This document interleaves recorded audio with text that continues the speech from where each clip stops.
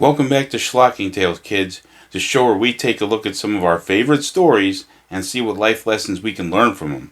I, of course, am Mr. Mike. Thinking caps on? Check. Today's story is all about learning to work together. Working together is important when you're at home or at school, but it's especially important when you're in outer space and something's trying to kill you.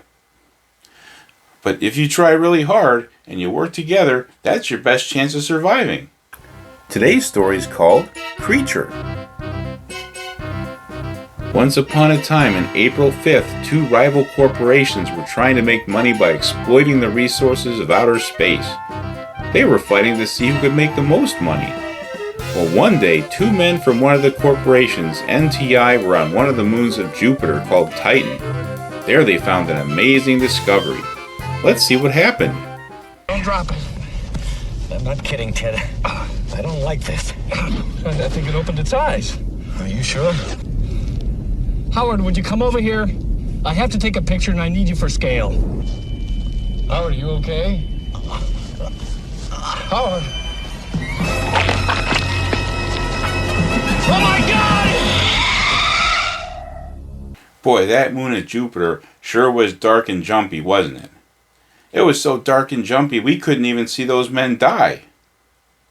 But we can, if we use our imagination. All you have to do is close your eyes and think in your head of really neat things that could have killed those men, like head chopping off, or blood being sucked out, or being dissolved. There's literally no wrong answer. Just pick your favorite one. I like to imagine them running and screaming before they die. What do you think? Do you like to do that too? Later on June 23rd, everyone on this space station was hard at work.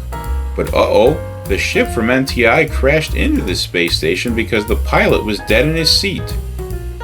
The NTI executives wondered what could have possibly have happened to that crew. Why was the pilot dead in his seat?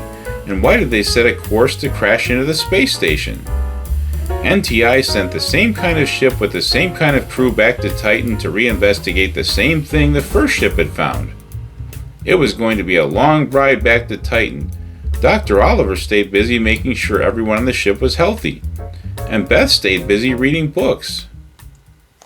That's good for Dr. Oliver and Beth, but what if you're a person who doesn't like to read or work? I know what that's like. Let's see what the others like to do to stay busy. Captain Davison liked to play chess. Susan and John liked to get together and take off all their clothes. And Security Chief Bryce liked to try all the different drugs on the ship. But as they were approaching, Captain Davison discovered that a ship from Richter Dynamics, the other corporation, was already on Titan. It was a race to see who could get to the find first. As the crew were landing, their ship got damaged. Captain Davison thought they should contact the Richter Dynamics team for help.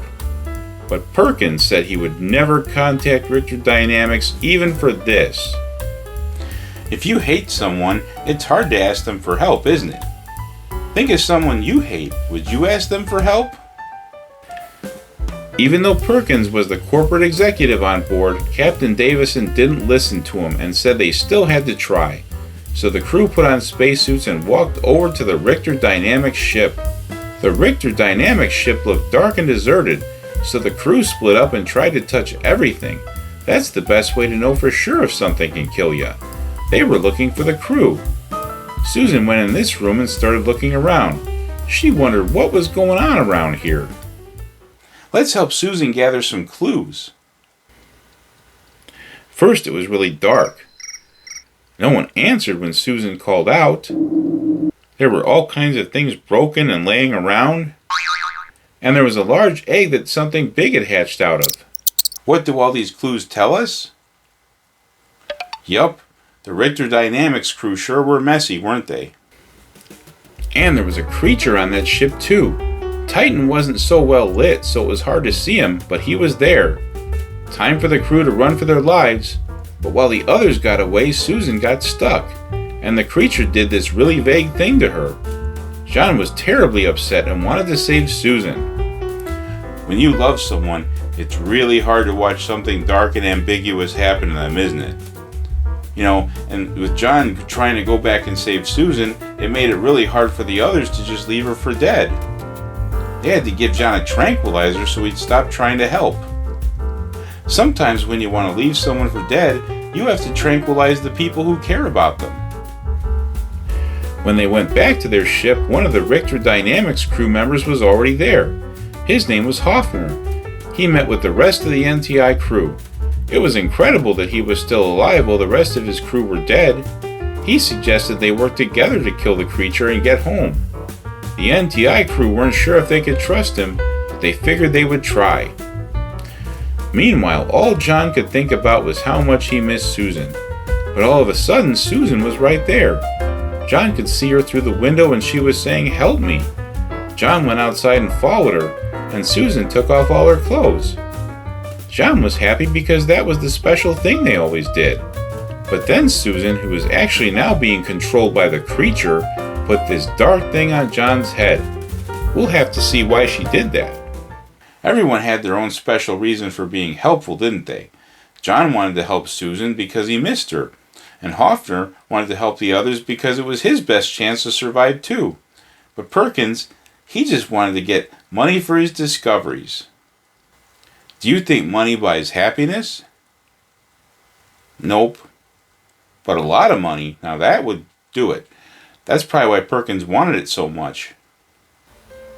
Later, the NTI crew received a message from the Richter Dynamics ship. It was John. He seemed really happy and said everything was fine.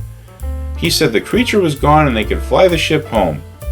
So some of the NTI crew headed back to the ship. But now we can see what happened to John. He was under the control of the creature. He put a bandage on to cover up the thing on his head. When Dr. Oliver showed up, she took him to inspect what she thought was just an injury. Then this happened. Cut it out, you're scaring me.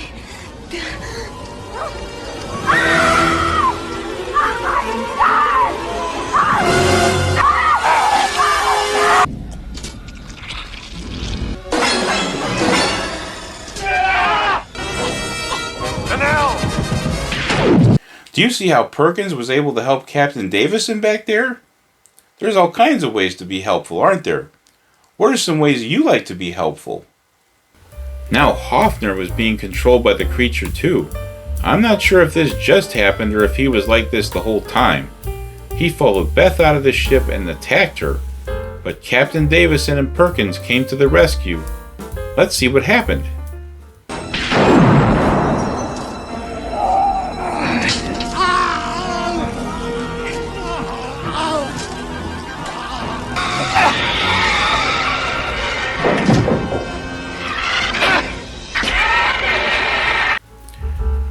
Now only Perkins, Captain Davison, and Beth were left to fight the creature. They came up with a plan to electrocute it. They used these wires to make an electrocution trap, and the creature walked right into it. But the creature didn't die. It just captured Beth and hung her upside down. What were they going to do now? They really thought the electrocution plan was going to work. If you ever have to electrocute something that just won't die, then look around the house and see what else you can use. You'd be surprised what you can find. Just make sure you ask Mom and Dad before you take something. As they were trying to save Beth, Perkins found a bomb. Maybe I can use this on the creature, he thought. But the creature was right behind him, and it started to eat him. I know just how to be helpful, thought Perkins. Since I'm about to be eaten alive, I'll just blow myself up and the creature too. That way I can save everyone else. Captain Davison thought that was a great idea, and he helped lower them both out of the ship. But the bomb didn't go off. It looked like all hope was lost. But then Security Chief Bryce, who everyone had forgotten about, appeared and shot the bomb, blowing the creature up. Sometimes, even when you forget about someone, they can still show up and do something helpful. And the 3 remaining crew members left Titan on the Richter Dynamics ship and lived happily ever after. The end. The NTI crew learned to work together, didn't they? And for a short while, they were working with Richter Dynamics too. If only corporations could learn to work together, then they could run our schools and our government and our athletes and everything else. Even more than they do now. Imagine that. Let's look at what we learned today. You can use your imagination for things you can't see. It's good to have tranquilizers on hand. Always look for ways to help. It's better to work together. And sometimes you can kill things by electrocuting them, but not all the time. If you want to be a good person, or even just a tolerable person, you should like, share, and subscribe to my channel and tell me in the comments what you learned today. This is Mr. Mike saying, just be yourself. You're the one and only ever special you, so just be yourself. Unless you're being controlled by the creature, then you're not special. That's different. Okay, bye.